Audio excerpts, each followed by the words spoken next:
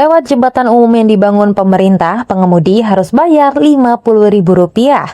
Sebuah video di media sosial memperlihatkan keluhan seorang pengendara mobil saat melintasi jembatan air Sugihan yang berada di Kecamatan Muara Sugihan, Banyuasin, Sumatera Selatan. Dalam video tersebut, seorang perempuan mengaku harus mengeluarkan biaya cukup besar hanya untuk sekali melintas jembatan tersebut. Menurut pengakuannya, setiap kendaraan yang ingin melintas dikenakan biaya sebesar Rp50.000 untuk satu kali jalan. Artinya, jika pengendara harus pergi dan kembali melalui jalur yang sama, total biaya yang harus dikeluarkan bisa mencapai Rp100.000.